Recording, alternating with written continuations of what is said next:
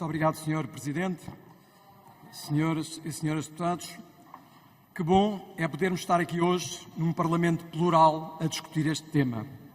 Que bom é podermos ter opiniões diferentes sobre este e sobre outros assuntos. Que bom é podermos expressar as nossas opiniões livremente. Que bom é viver em democracia e em liberdade.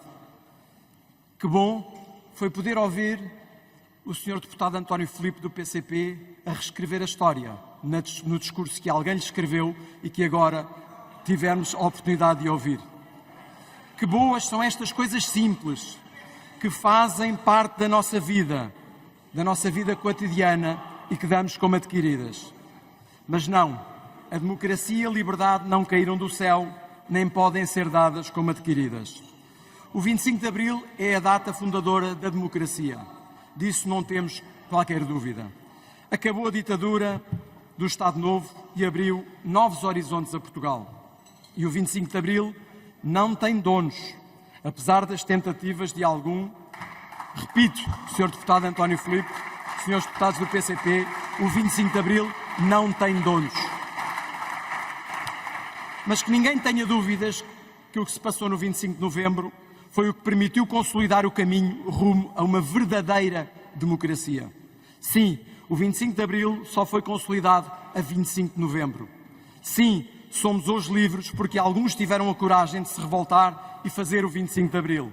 Sim, somos hoje livres porque alguns tiveram a coragem de travar a tentativa de golpe de Estado das forças radicais de esquerda no dia 25 de Novembro. Sim, temos que agradecer ao General Ramalhianes, ao Coronel Jaime Neves, ao General Soares Carneiro e a tantos outros que a história imortalizou. Mas também temos que agradecer aos comandos Tenente Coimbra e Furriel Pires, ambos mortos durante as operações militares do 25 de Novembro, ao Regimento de Comandos e a tantos, mas tantos outros militares moderados. Sim, foi uma disputa entre moderados e radicais de esquerda. Sim, nos tempos que se seguiram ao 25 de Abril, houve quem tentasse instaurar em Portugal um regime socialista inspirado nos modelos democráticos da Europa de Leste, em que alguns ainda se revêem. Sim, nas urnas, nas eleições para a Assembleia Constituinte, dando 2/3 dos votos aos partidos moderados, o povo português foi claro a rejeitar esse modelo, a rejeitar o radicalismo, a rejeitar tornar-se satélite da então União Soviética. Sim, quem perdeu nas urnas tentou outros métodos para impor a sua vontade. Foi com esse intuito, mas sempre a pretexto da defesa da democracia, imagine-se, que a esquerda radical agrediu e ameaçou pessoas, chegando a matar algumas, destruiu sedes partidárias, montou barricadas, apontou armas a pessoas, ocupou terras, ocupou casas, cercou e sequestrou o governo e mesmo a Assembleia da República à altura chamada Constituinte. E cometeram todas essas atrocidades, sempre a bem da vossa democracia. E sim, infiltraram-se nas Forças Armadas e tentaram com a rua, com o caos, com a desordem, através da força das armas, que chegaram a ser distribuídas em massa a quem lhes era afeto, impor o seu modelo de regime político. Sim, podia ter havido uma guerra civil. E sim, foi a 25 de novembro que os radicais tentaram impor pela força este seu modelo. E sim, foi nesse dia que falhou a tentativa de golpe de Estado militar. Falharam graças aos moderados das nossas Forças Armadas. Moderados, mas corajosos. Moderados, mas convictos. Moderados, mas determinados. Da mesma forma que agradecemos aos capitães de Abril o fim do Estado Novo, temos que agradecer a estes homens o fim do processo revolucionário que nos conduziria a uma nova ditadura. Sim, a uma nova ditadura, como tivemos em todos os países ditos socialistas, países onde não havia liberdade, onde reinava a censura, as perseguições políticas e as prisões em massa. Países onde a oposição era controlada, onde quem se opunha ao regime era preso, torturado e muitas vezes enviado para campos de reeducação, onde viviam ou mesmo morriam em condições miseráveis.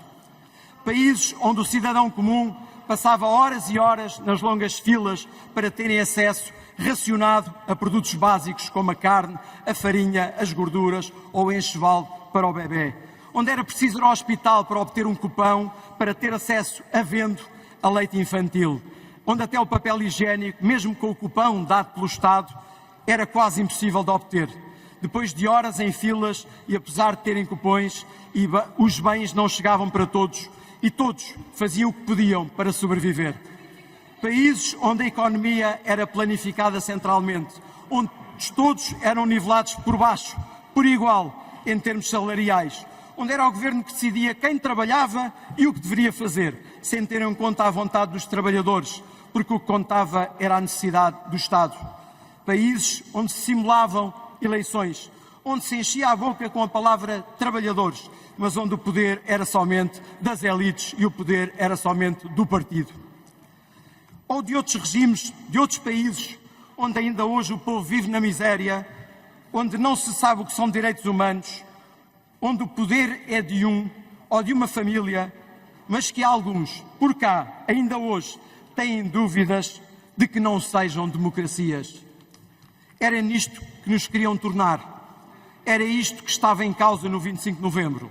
E foi isto de que todos nos livrámos, todos, pela coragem e determinação de alguns. A liberdade, a verdadeira liberdade e a democracia teve que ser conquistada. A liberdade, a verdadeira liberdade, não é algo adquirido e tem que ser defendido todos os dias. Os desafios pela liberdade, pela democracia, hoje, nestes novos tempos, são outros, mas os valores e os princípios a defender têm que ser os mesmos. Temos que ter a coragem de defender a liberdade contra os mesmos de sempre, que continuam aí, como se vê, somente usam outros métodos, mais dissimulados, mais falsos, com mais falinhas mansas, com mais sorrisos, mas com os propósitos de sempre. Temos que defender a liberdade. A liberdade de educar as nossas crianças sem doutrinação ideológica nas escolas. Sim à ciência e à biologia nas escolas, não à ideologia. Não têm que impingir às nossas crianças crenças que só existem na cabeça de alguns. As nossas crianças não são cobaias de experiências sociais absurdas, com causas nefastas, como se tem visto pelo mundo fora. Deixem as nossas crianças em paz. A liberdade de imprensa, sem a tentativa de controle dos média, da notícia, por aqueles que o tentam vergonhosamente fazer, como notícias antigas e outras bem recentes, ainda de hoje, o revelam. A liberdade de lutar contra o politicamente correto, onde o medo do que vão dizer de nós, os comentadores do regime, ou das ofensas e ameaças de que vamos ser alvo nas redes sociais por parte de turbas organizadas, ativistas, como agora se chamam, a vândalos e radicais da esquerda, mas que parecem poder fazer tudo o que querem, e quantos desses são pagos pelos nossos impostos. A liberdade de lutar contra a corrente, contra a ditadura das palavras, contra a nova forma de luta da esquerda radical, contra as teorias críticas, contra a dita revolução cultural, que já não é de Marx ou Mao, mas mais de Marcuse ou de outros teorizadores da esquerda, onde a realidade e a verdade já não são relevantes, mas tão somente interessa e importa aquilo que é a transformação social.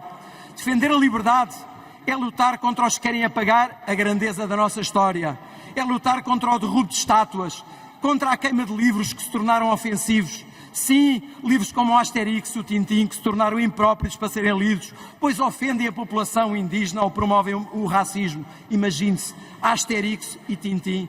Defender a liberdade de expressão, também dentro do Parlamento, onde alguns, mais à esquerda, pareciam poder dizer tudo e outros pareciam estar sempre limitados às balizas impostas pelos novos, verdadeiros democratas, que, usando e abusando da palavra liberdade e democracia, não pareciam ser mais do que os novos censores do regime.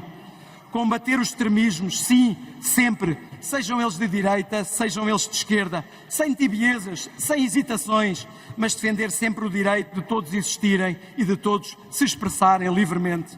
Se assim não for, seremos nós diferentes dos outros? Defender a liberdade sempre. Em boa hora deu entrada este diploma do CDS-PP, a que eu acrescentaria da Iniciativa Liberal. Faz todo o sentido assinalar anualmente em sessão solene o dia 25 de novembro de 1975. Este projeto de liberação do CDS-PP terá o apoio da bancada do PSD. Não podemos deixar apagar a nossa história. Não podemos deixar que outros a continuem a tentar reescrever, a deturparem aquilo que é a nossa rica história. Só assim defenderemos os valores de Abril. Só assim defenderemos a liberdade, disse